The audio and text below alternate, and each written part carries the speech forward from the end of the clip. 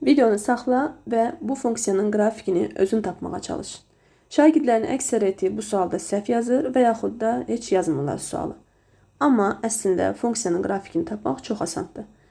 Funksiyanın qrafiki, daha doğrusu funksiyamız kökün altındadır. Deməli, yəni x-ə istənilən qiyməti verək, y-imiz həmişə müsbət olacaq. Yəni y mənfi aralıq cavabı almayacaq. Məsələn, y variantında y-in qrafik baxın, koordinat başlanğıcından aşağıdadır. Bu cavabımız ola bilməz. C variantı yenə koordinat başlanğıcından aşağıdadır. Bu da cavabımız ola bilməz. A variantında qollar aşağıdır. Bu da ola bilməz. Çünki müsbətdir. Yəni modul x-in əmsalı müsbətdir və yaxud indi kökdən çıxaracağıq onu. Gəlin sadələşdirək. Biz bilirik ki, kökün altında modul x minus 4. Bunun mötərizə kvadratı.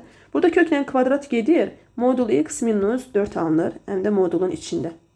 İndi bunu sıfıra bərabər etsək, olacaq modul x minus 4 bərabərdir sıfıra. Modul x bərabərdir 4-ə, x bərabərdir plus minus 4. Yəni, x-ə mənfi 4 versəm də y 0 olacaq.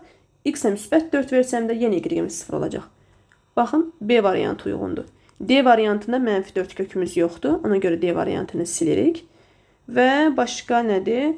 Başqa da deməli x-ə 0 verəndə də y-imiz 4 olur. X-ə 0 versək görərik ki, baxın burada x-ə 0 versək nə baş verir? 0 minus mənfi 4 modulda 4, bu da elə 4-ə bərabərdir.